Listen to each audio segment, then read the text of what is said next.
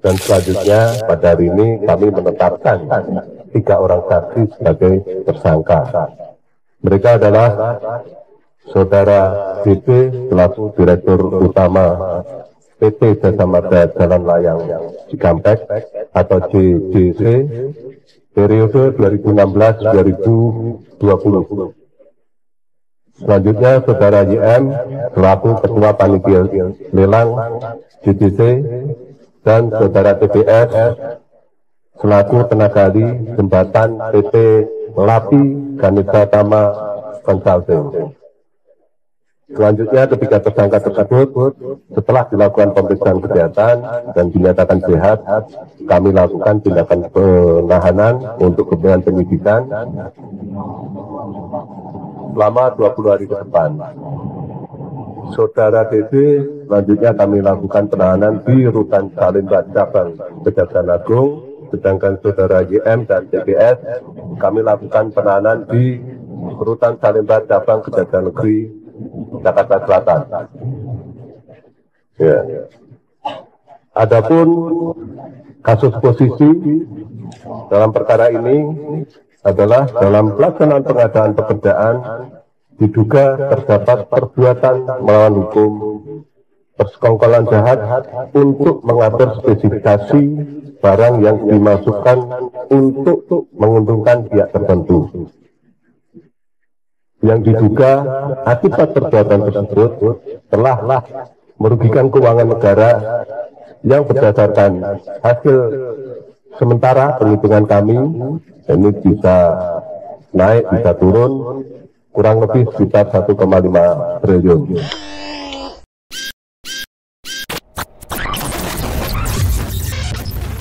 Lagi-lagi korupsi di BUMN terungkap. Halo sahabat integritas, jumpa lagi di Buka Kartu. Beberapa hari lalu Kejaksaan Agung mengungkap beberapa tersangka ya, atau menetapkan tersangka kasus korupsi pembangunan jalan tol Cikampek Elevated ya, atau yang sering dikenal oleh banyak pengguna tol itu sebagai tol MBZ. Nilai kerugiannya sekitar 1,5 triliun, meskipun ini masih perkiraan. Dan ya lagi-lagi yang kena adalah BUMN. Kita akan kupas ini dengan Mas Emerson Yunto. Apa kabar, Son? Baik, saya baik. BUMN karya yang belum tentu baik, Pak Tan. Terungkapnya kasus korupsi ini sebenarnya berita positif atau negatif sih? Harusnya positif ya. Positif, kenapa positif? Karena kita ketahui beberapa waktu yang lalu kan sebenarnya ada pertemuan tuh atau kunjungan dari Menteri BUMN ke Kejaksaan Agung gitu ya, meminta juga Kejaksaan Agung menindak gitu ya kasus-kasus korupsi yang terjadi di lingkungan BUMN.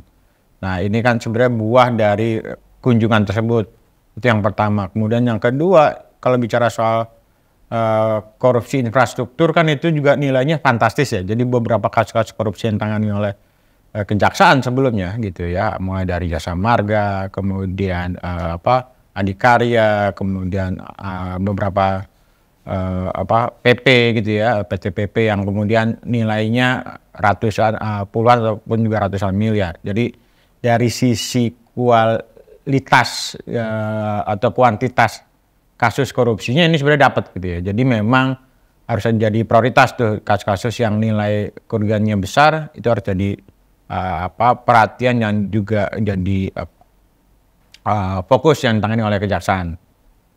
Jadi meskipun terungkap, sebenarnya ini justru punya nilai positif karena penegak hukum bekerja ya? Penegak hukum bekerja, dan kemudian mungkin kita masih ingat ada kasus di Kalimantan Timur ya, terkait dengan ambruknya sebuah jembatan. Nah ini kan barangkali juga agak-agak mirip nih dengan case yang kasus di MBZ ini yang mengurangi ada volume gitu ya. Nah bukan tidak mungkin dengan dampak pengurangan volume itu mempengaruhi dari kualitas bangunan atau jembatan ini, strukturnya. Ya. Bisa jadi karena misalnya harusnya semennya 5, kemudian dipangkas menjadi 2, kan ini artinya mempengaruhi tingkat kekokohan dari satu bangunan dan potensi misalnya menimbulkan resiko kecelakaan gitu ya, atau misalnya kalau itu jembatan ambruk dan sebagainya, itu sangat mungkin terjadi. Berarti para ahli ini, terutama yang di konstruksi ya, dengan terungkapnya kasus ini perlu segera mengaudit mungkin ya. Ya, ini kan baru satu temuan ya di tol layang MBZ ya. Barangkali di beberapa kasus-kasus atau proyek-proyek ya di infrastruktur juga perlu juga ada semacam audit, atau kalau bahasa yang lain surprise audit ya. Jadi mendadak melakukan proses audit untuk melihat sebenarnya apakah yang dikerjakan sudah sesuai dengan misalnya dengan speknya maupun juga misalnya dengan volumenya. Artinya tidak ada praktek-praktek curang di balik pembangunan proyek-proyek itu. Ya, termasuk memastikan keselamatan ya. Betul. Karena bagaimanapun ketika misalnya dari 31 triliun ya nilai proyek tol layang MBZ ini, itu diduga ada 1,5 triliun yang menguap atau dikorupsi, kan berarti ada sekitar 5%. Ya, ada 5%, dan itu artinya mungkin punya pengaruh cukup signifikan ya terhadap keseluruhan output proyeknya gitu. Ya sudah tentu ya, artinya kan kalau bicara soal dari sisi nominal nih angkanya fantastis, 1,5 triliun jumlah kasus korupsi yang mungkin dekat-dekat proyek skandal-skandal korupsi yang lain, ada IKTP, ada beberapa skandal-skandal yang nilainya fantastis ya, di atas 1 triliun. Nah, kalau saya ini pengaruh di dua hal. Pertama, isu soal kerugian keuangan negara, yang lain isu soal keselamatan masyarakat, warga negara yang menikmati fasilitas jalan layang tersebut. Terutama karena kita bayar kan lewat. Betul, kita bayar, jadi nggak gratisan juga begitu. Son, ini kan korupsinya lagi-lagi menghajar sektor infrastruktur. Dan selalu atau sering kali dengan nilai proyek infrastruktur yang fantastis, di situ juga nilai kerugiannya besar. Gitu. Betul. Nah, apa yang salah sih dari infrastruktur kita gitu sehingga acap kali proyeknya dikorupsi? Nah, di beberapa proyek kan istilahnya proyek penugasan ya, dibebankan negara untuk dikerjakan oleh BUMN karya ya. Jadi nggak bicara soal, mungkin tidak bicara awalnya soal benefit keuntungan, tapi bicara soal kemaslahatan umat lah, bisa dinikmati oleh masyarakat terkait dengan proyek itu. Nah, cuma memang di balik nilai proyek yang luar biasa, celah korupsinya muncul. Itu yang pertama. Kemudian yang kedua, ini bicara juga soal di top level, karena ini pastinya kan bukan pegawai lapangan yang melakukan praktek korupsi, tapi top manager gitu ya. Bahkan ini di rootnya ya. Di rootnya yang diproses gitu ya. Artinya ini yang kemudian harus dikejar. Apakah misalnya ketika orang ini ditunjuk itu sudah melalui proses due diligence atau semacam fit and proper test yang keras gitu ya, terkait dengan rekam jejak si orang ini. Karena jangan sampai muncul ketika mungkin saat ini bisa jadi lolos, tapi dia akan, kalau ini tidak diproses oleh penegak hukum, mungkin dia akan lakukan di tempat yang lain. Jadi sebenarnya bisa dimulai dari pertama adalah proses rekrutmennya pimpinan di BUMN masing-masing ya. Sisi yang lain juga sistem pengawasannya nggak berjalan. Artinya apa? Kalau kasusnya itu tidak ditangani oleh kejaksaan atau penegak hukum, saya kok nggak yakin di internal mereka akan melakukan tindakan korektif. Maksudnya tidak ada temuan dari dalam, sehingga harus dibuka oleh penegak hukum yang sebenarnya dari skema sistem pengawasan mereka ini kan eksternal ya, sifatnya ya, bukan internal. Betul.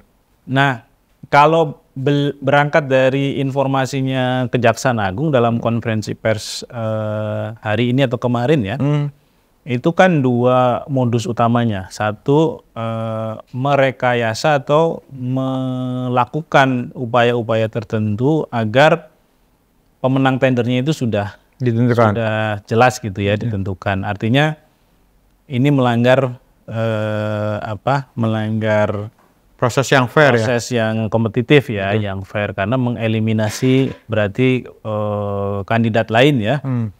Nah, itu satu hal. Ini juga sering kita temukan di kasus-kasus korupsi belanja negara ya. Kalau ini kan sisinya belanja negara ya. Yang kedua tadi pengurangan volume. Ini juga sama. Dalam banyak kasus proyek pembangunan fisik, itu kan pengurangan volumenya terjadi dan tidak main-main kadang-kadang gitu ya. Sehingga baru berapa bulan hancur. Ada yang hitungannya bahkan beberapa hari udah hancur ya. Bahkan beberapa hari hancur atau bahkan tidak bisa digunakan. Karena tadi dari sisi keamanan dan keselamatan itu tidak bisa menjamin gitu. Nah, apa sih bedanya masalah korupsi di sektor infrastruktur dengan misalnya masalah korupsi di tempat lain? Sehingga kok ini kayaknya ya lebih mudah terjadi gitu. Atau celahnya jadi cukup besar tuh di situ. Kalau infrastruktur kan tadi masing-masing punya modus yang beda-beda ya. Infrastruktur yang dari beberapa kasus yang kita amati, misalnya HPS-nya dimainin, harga perkiraan sementara dimainin. Kemudian yang kedua, misalnya tadi penunjukan rekayasa proses lelang lah. Sebenarnya pihak pemenang lelang sebenarnya udah ditentukan di awal, tanda kutip ya. Jadi mekanisme pengadaan barang jasa itu cuma formalitas gitu. Jadi, nah di kasus-kasus infrastruktur yang kita coba temui ada istilahnya mancing uang dengan uang. Jadi untuk dapat proyek-proyek proyek pemerintah itu seringkali pihak kontraktor atau dari BUMN karya ini rela gitu mengeluarkan uang di awal untuk menyogok pihak-pihak yang supaya dapat proyek, yang punya kewenangan untuk menentukan menang tidaknya satu proyek atau bisa mempengaruhi satu pemenangan dari tender gitu. Nah itu yang terjadi di kasus-kasus infrastruktur. Ini mungkin agak beda dengan yang lain ya. Di tempat yang lain kan kalau mengurangi volume jarang. Adanya ada misalnya markup gitu ya. Markdown jarang sekali. Markdown di kasus-kasus tertentu saja. Tapi di kasus-kasus pengadaan yang lain trennya adalah di markup dulu. Gitu. Tapi ini mungkin juga lebih mudah terjadi ya. Karena misalnya kalau sektor infrastruktur, terutama yang cukup rumit ya. Karena kayak bangun jalan tol layang gitu kan rumit ya. Iya. Banyak sekali faktor yang harus ditentukan, harus dipertimbangkan. Banyak aktor yang terlibat ya. Kalau di proyek infrastruktur itu kan setidaknya ada 3 ya. Ada perencana, ada pengawas, ada pelaksana tuh. Nah tiga-tiganya ini kan harusnya punya independensi ya dalam menjalankan fungsinya. Tapi seringkali ini kan tidak berjalan. Iya, bahkan yang muncul kong kali kong tuh antara pengawas, kemudian diperiksa gitu sama kuasa anggarannya gitu. Termasuk ini Son, mungkin karena ya ini kan nggak mudah diawasi juga. Benar. Ya kan? Bagaimana? Secara kasat mata sebenarnya nggak terlalu terlihat ya. Iya. Betul. Jadi bagaimana kita bisa sebagai orang awam ya, sebagai orang awam, bagaimana kita bisa tahu tiang pancang yang segitu gedenya itu ada korupsi gitu, itu kan susah ya. Kecuali harus masuk ke dalam, buka dokumennya, periksa laporan pertanggungjawabannya, dilihat aktualisasi dari atau aktual dari dana yang dikeluarkan dan lain sebagainya, dan itu butuh effort yang besar. Bahkan seorang auditor mungkin juga tidak cukup mampu untuk melakukan assessment yang jitu apabila nggak pernah menyelami dunia infrastruktur. Jadi peluang korupsinya juga jadi lebih besar ya di sana gitu. Nah, satu hal tadi kita ngomong soal penegakan hukumnya.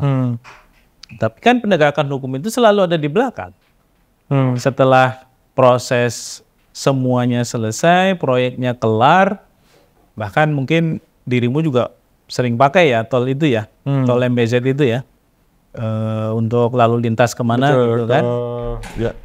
Itu kan sudah lama juga ya digunakan, tapi kemudian akhirnya muncullah baru kasusnya di belakang. Which is itu bagus gitu ya, daripada nggak terungkap sama sekali kan, sehingga kita nggak tahu ada problem apa di sana gitu. Tapi yang selalu ketinggalan itu kan red flag-nya. Ya, sisi sisi alarmnya gitu ya, yang itu nggak muncul sehingga tidak dianggap ada persoalan. Yang penting targetnya selesai. Apalagi ini misalnya perintah istana harus kelar gitu ya, sesuai dengan jadwal yang telah ditentukan. Nah, diskusi kita itu kita arahkan ke bagaimana membangun alarm yang bisa kemudian efektif gitu ya untuk mengidentifikasi adanya atau potensi-potensi kerawanan yang terjadi di dalam sebuah proyek, terutama infrastruktur. Menurutmu apa yang harus diperbaiki nih ya dari BUMN kita gitu, sehingga meskipun ini adalah satu perintah, alih-alih ini sebuah kesempatan atau peluang bisnis karena misalnya ikut tender, karena ini juga misalnya perhitungan bisnisnya masuk dan lain-lain. Kira-kira sisi-sisi mana yang kayaknya perlu diperhatikan nih? Ya, paling tidak kan ini bicara kalau kasus korupsi kan sebenarnya dimulai dari proses perencanaan ya. Ketika perencanaannya itu di-create kemudian akan memenangkan pihak tertentu, itu kan sebenarnya proses-proses itu hanya formalitas ya. Nah, ini yang kemudian lagi-lagi fungsi pengawasan barangkali tidak berjalan juga di internal. Kenapa mungkin tidak berjalan? Karena pelakunya mungkin di level top management. Jadi laporan bukannya tidak bekerja, tapi mungkin mentok gitu, karena ya nggak mungkin pimpinan menindaklanjuti kalau pelaku yang dilaporkan adalah dirinya sendiri gitu ya.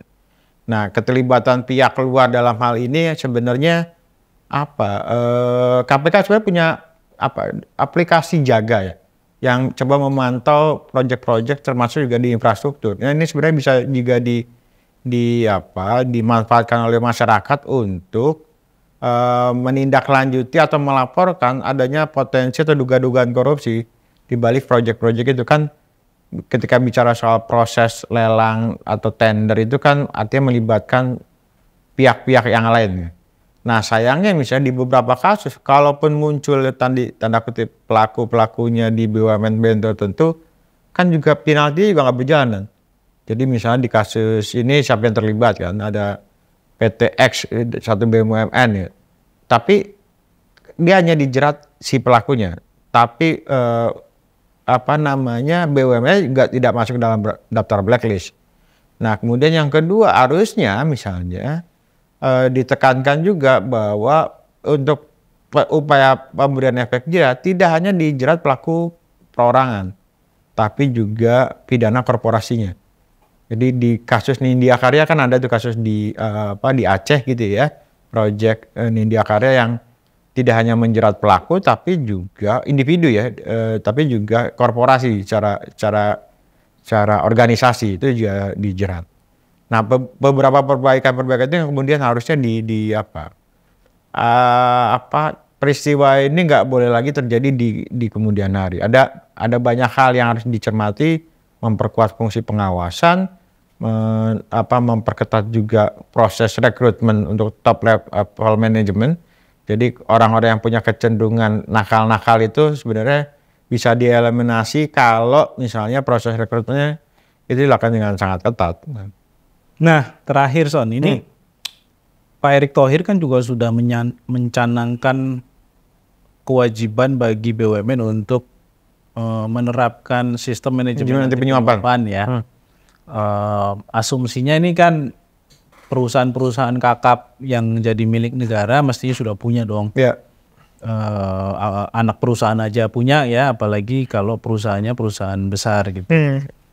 Nah, apa sih yang harus diperbaiki dari BUMN atau apa yang harus diperhatikan nih supaya misalnya SMAP ya sebagai sebuah pendekatan untuk mencegah suap itu bisa efektif berjalan nih, sehingga tadi membantu juga fungsi deteksi satu dan mitigasinya. Ya.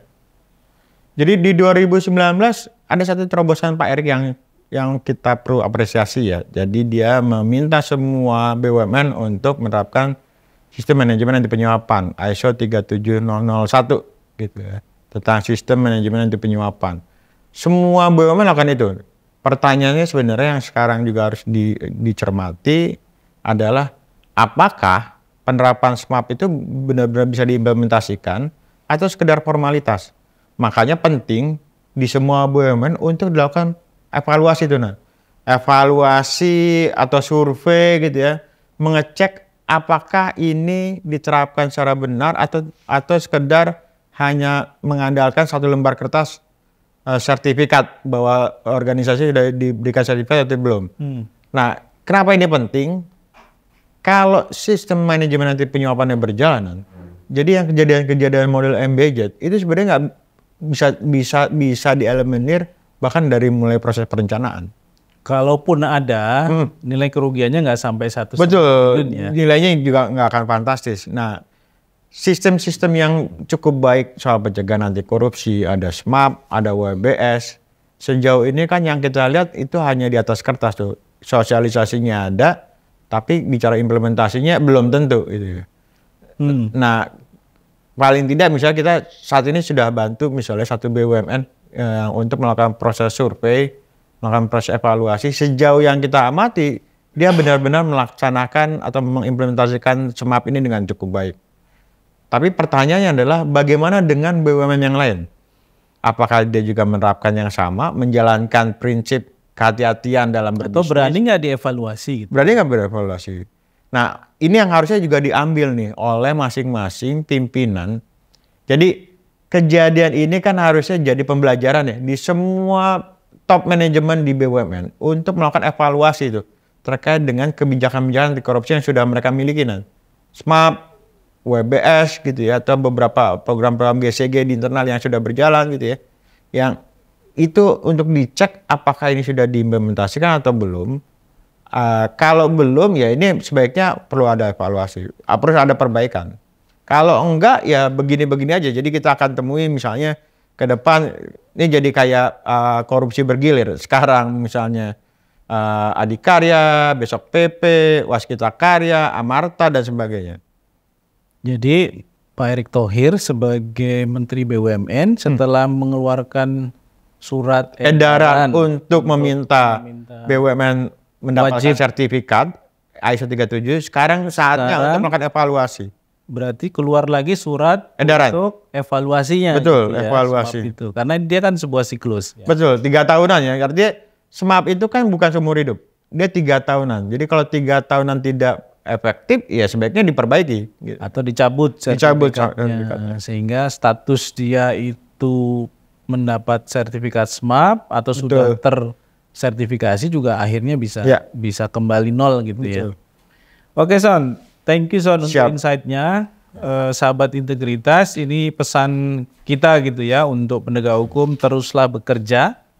Mengungkap kejahatan korupsi itu bukan hal yang negatif gitu ya, justru membantu kita untuk membuka mata bahwa ada masalah di berbagai pelaksanaan kegiatan dan program pemerintah yang ini juga bagus hasilnya untuk kita membangun strategi baru memitigasi korupsi di kemudian hari gitu. Jangan sampai kemudian malah ditutup-tutupi, sehingga kita juga nggak setuju sebenarnya kalau ada yang ngomong jangan bongkar-bongkar korupsi terus gitu ya, bikin apa ya, bikin heboh saja, bikin gaduh saja. Enggak, justru itu hal yang mesti dikerjakan oleh penegak hukum karena tugas mereka di sana, fungsi mereka di sana. Semakin banyak hal yang bisa diungkap, itu artinya juga semakin banyak kita bisa belajar dari sana. Dan penguatan lain di luar soal kerja-kerja penegakan hukum yang harus dilakukan adalah bagaimana kita bisa membangun sistem agar upaya mendeteksi, upaya membangun red flag, upaya untuk memitigasi berbagai persoalan yang kita anggap punya kerentanan cukup tinggi terhadap korupsi itu bisa dilakukan, itu bisa set in place di lembaga-lembaga pemerintah terutama BUMN, Dan oleh karena itu, maka Pak Erick Thohir sebagai Menteri BUMN perlu memerintahkan jajarannya untuk melakukan evaluasi atas implementasi SMAP yang telah diperoleh oleh BUMN-BUMN kita. Dengan cara itu semoga kita bisa membersihkan ya atau membangun institusi BUMN kita ini menjadi institusi yang lebih sehat, lebih bersih, lebih akuntabel, sehingga juga keuntungannya juga lebih banyak gitu. Jangan sampai rugi lagi. Nanti begitu mau bangkrut, disuntik lagi dana negara, ya sehat lagi sebentar, kemudian bangkrut lagi gitu ya, karena tadi tata kelolanya nggak dibangun dengan baik. Sekian dulu dari kami, kita jumpa lagi atau ketemu lagi di lain waktu. Sampai jumpa.